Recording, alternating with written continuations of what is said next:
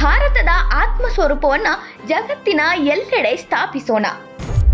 ಜಾಗತಿಕ ಶಾಂತಿಗಾಗಿ ಒಂದಾಗೋಣ. ವಿಶ್ವಕ್ಕೆ ಹಿಂದುತ್ವದ ಮಹತ್ವ ತಿಳಿಸೋಣ. बाली सिंधोल जबद्वीपे प्रांतार माझे ओठे कोतो माठ कोतो मंदिर कोतो प्रस्तारे फूल फोटे तादेर मुखेर मधुमय बानी शुने थेमे जाए सब हानाहानी अभ्युदयर सभ्यता जागी विश्वेर घरे घरे. किसी भी देश को ऐसा होना है तो समाज में एकता चाहिए. वाक्य बताया, united we stand, divided we fall. Abraham Lincoln का भी एक वाक्य है, a divided house can not stand. हमारा देश तो विविधताओं का देश है.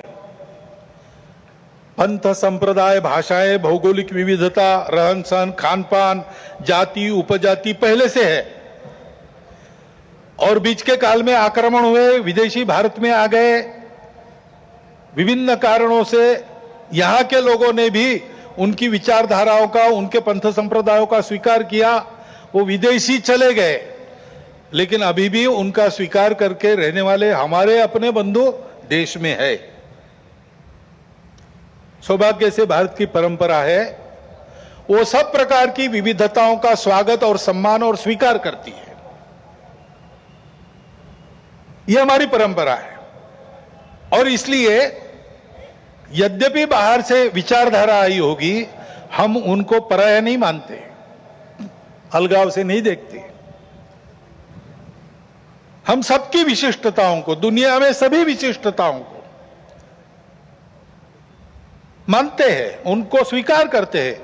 उनको भी हमारी अपनी विशिष्टता है उसके दर्जे का ही मानते हैं, सम्मान देते हैं. वो विशिष्टताएं भेद का कारण नहीं बनती, इसको हम देखना चाहिए. आज अपने देश में इन विविधताओं को भेदों में उभारने की कोशिश चल रही है. ये विविधताएं भेद का कारण नहीं बननी चाहिए. अपनी सब विशिष्टताएं अपने अपनी जगह ठीक भी है, परंतु ये सब होने के बाद भी हम एक बड़े समाज के अंग है. समाज, देश, संस्कृति और राष्ट्र के नाते हम एक ही है. हम अलग नहीं है, हम विविध भी नहीं है. विविधताएं तो भाषा, पंथ, संप्रदाय, खान पान, रीति रिवाज, रहने की जगह इसकी है. और इस एकता के चलते हमारा सबका आपस का व्यवहार सद्भावनापूर्ण और संयम पूर्ण रहना चाहिए. सबकी अपनी अपनी विशिष्टताएं हैं, उनकी श्रद्धाएं हैं, महापुरुष है, पूजा के स्थान है. मन वचन कर्म से आपस में इनकी अवमानना नहीं होनी चाहिए. इसकी चिंता सबने करनी चाहिए, किसी एक ने करने का यह काम नहीं है. उसके प्रबोधन की भी आवश्यकता है. विविधता है और सब लोग साथ में रहते हैं, तो जैसे अनेक बर्तन साथ में रखे तो कहीं ना कहीं आवाज हो ही जाती है. इतने बड़े समाज में इतने सारे लोगों के साथ रहने से कभी कभी कुछ आवाज हो भी सकती है, लेकिन होने पर भी नियम पालन करना, व्यवस्था पालन करना, सद्भावपूर्ण व्यवहार करना, ऐसा स्वभाव बनना चाहिए. छोटी बड़ी बातों पर या केवल मन के संदेह पर कानून हाथ में लेकर रास्तों पर निकल आना, गुंडागर्दी, हिंसा करना, यह प्रवृत्ति ठीक नहीं. मन में प्रतिक्रिया रखकर अथवा किसी समुदाय विशेष को उकसाने के लिए अपना शक्ति प्रदर्शन करना, ऐसी घटनाओं को योजनापूर्वक कराया जाता है.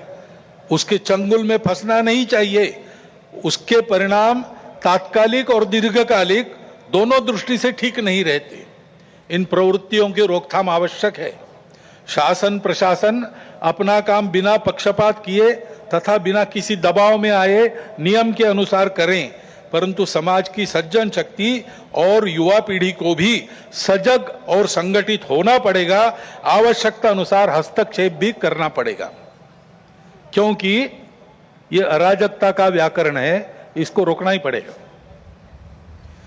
हमारी इस एकता का आधार क्या है? हमारी संस्कृति है. डॉक्टर अंबेडकर साहब ने इसको शब्द दिया है इनहेरेंट कल्चरल यूनिटी, अंतर्निहित सांस्कृतिक एकता. ये भारतीय संस्कृति प्राचीन समय से चलती आई है. भारत की विशेषता है, वो सर्व समावेशक है.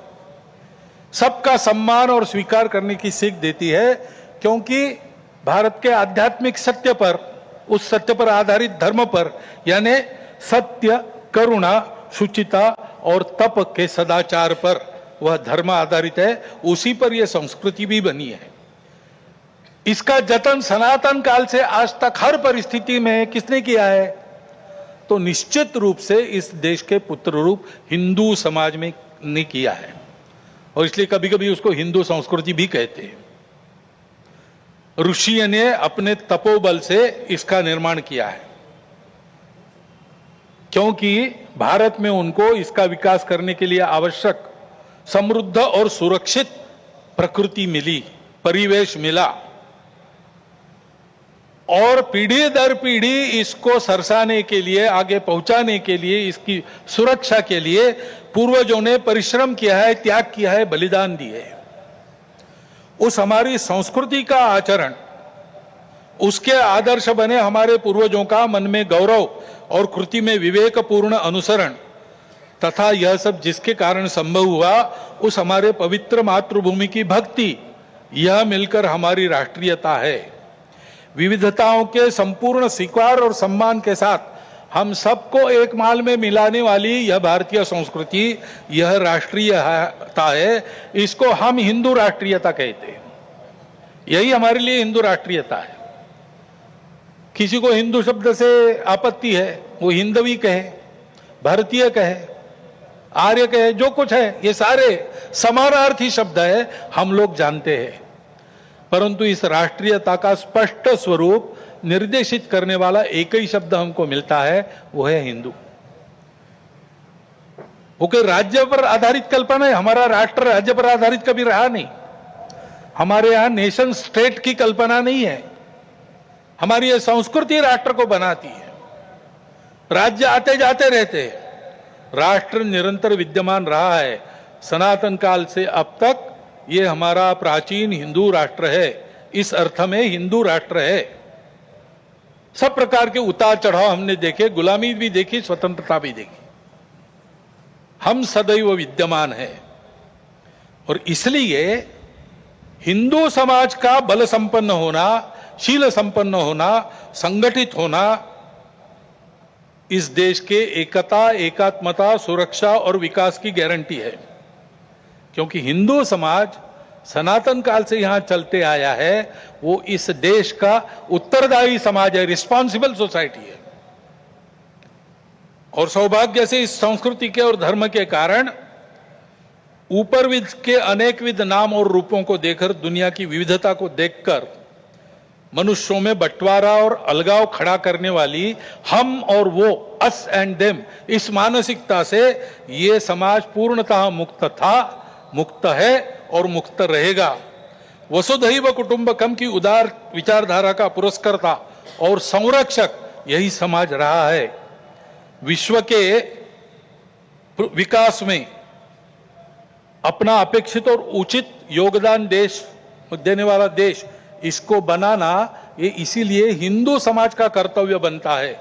उसकी संगठित कार्य शक्ति के द्वारा विश्व को नई राह दे सकने वाले धर्म का संरक्षण करते हुए भारत को वैभव संपन्न बनाने का काम संकल्प लेकर 100 साल से कर रहा है संपूर्ण हिंदू समाज को संगठित करने का कार्य।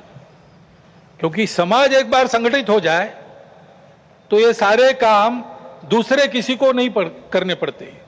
नेताओं को, पार्टियों को, सरकारों को नहीं करने पड़ते। अवतारों को भी आने की जरूरत नहीं होती। समाज अपने सारे काम अपने बल पर कर लेता है। और इसलिए ऐसा समाज बनाने के लिए व्यक्तिगत और राष्ट्रीय चारित्र का निर्माण होना चाहिए, उनकी सुदृढ़ता बनी रहनी चाहिए। संघ की शाखा में अपने राष्ट्र स्वरूप की यह स्पष्ट कल्पना और गौरव प्राप्त होता है। और जो मैंने 5 बातें कही, कर्तृत्व, नेतृत्व, व्यक्तित्व, समझदारी और भक्ति, वो भी शाखा के इन संस्कारों से प्राप्त होती है। इसलिए शताब्दी वर्ष में हम जो कर रहे हैं, क्या सोचकर कर रहे हैं? एक तो ये सारा उत्पन्न करने वाला संघ की शाखा का काम, वो भौगोलिक दृष्टि से समाज के विभिन्न स्तरों की दृष्टि से सर्वव्यापी होना चाहिए और सामाजिक आचरण में सहज परिवर्तन लाने वाला पंच परिवर्तन कार्यक्रम हमारा है। उसका कुछ वर्णन तो प्रमुख अतिथि जी ने भी किया है, मुझे आज करने की आवश्यकता नहीं है, क्योंकि इन 5 विषयों का पूरा विवरण गत 2-3 वर्षों में हम सतत कर रहे हैं। सबको पता है ये पंच परिवर्तन क्या है। सामाजिक समरसता, कुटुंब प्रबोधन, पर्यावरण संरक्षण, स्वबोध तथा स्वदेशी व नियम कानून, नागरिक अनुशासन और संविधान का पालन, इन 5 विषयों में स्वयं के आचरण से उनके उदाहरणों का, स्वयंसेवकों के उदाहरणों का अनुकरण समाज में हो, ऐसी अपेक्षा रख के कार्यक्रम चलेगा। इसमें जो करना है कृतियां, वो बहुत सरल है, सहज है, सब कर सकते हैं और ये करने वाले केवल हम नहीं हैं। पहले से भी इस प्रकार के कार्यक्रम करने वाले अनेक व्यक्ति और अनेक संगठन समाज में है। उन सब के साथ हमारा सहयोग, समन्वय कुछ शुरू हो गया है, कुछ साधा जाएगा, सबको सहयोग रहेगा, सबके साथ समन्वय रहेगा। इसके आधार पर जो परिवर्तन आएगा समाज में, उससे भारतवर्ष खड़ा होगा। भारत का यही भूमिका भारत की रही है विश्व के इतिहास में। समय समय पर विश्व का खोया हुआ संतुलन वापस लाने वाला, विश्व के जीवन में संयम और मर्यादा का भान उत्पन्न करने वाला विश्व धर्म देना, कुछ वैश्विक मूल्यों के आधार पर अपने अपने देश की प्रकृति के अनुसार ये सारा योगदान हो, इस प्रकार का अपना अपना राष्ट्र खड़ा करना, ऐसा ये विश्व धर्म देना, ये भारत की भूमिका रही है। हमारे स्वातंत्र संग्राम तथा राष्ट्रीय नवोत्थान में पुरोधाओं के सामने स्वतंत्र होने के बाद भारत की समृद्धि और क्षमताओं के विकास का परिणाम क्या होगा, इसका जो चित्र था वो यही था। हमारे बंगाल प्रांत के माननीय संघचालक थे स्वर्गीय केशव चंद्र चक्रवर्ती, उत्तम कवि थे। उन्होंने इस बात को अपने कविता में बड़े सुंदर शब्दों में व्यक्त किया है। बाली सिंघल जबोद्वीपे प्रांतार माझे ओठे, कोतो माठ कोतो मंदिर कोतो प्रस्तारे फूल फोटे, तादेर मुखेर मधुमय बानी, शुने थेमे जाए सब हानाहानी, अभ्युदयर सभ्यता जागे विश्वेर घरे घरे। सिंहल और जावा द्वीप तक भारतीय संस्कृति का प्रभाव फैला हुआ था। जगह जगह मठ मंदिर थे जहां जीवन की सुगंध फूलों से बिखरती थी। भारत की मधुर और ज्ञानवाणी सुनकर अन्य देशों में भी वैरभाव और अशांति समाप्ति होती थी और अभ्युदय की, यानी सबके उदय की सभ्यता जागती थी। आइए, भारत का यही आत्मस्वरूप आज की देशकाल परिस्थिति से सुसंगत शैली में फिर से विश्व में खड़ा करना है।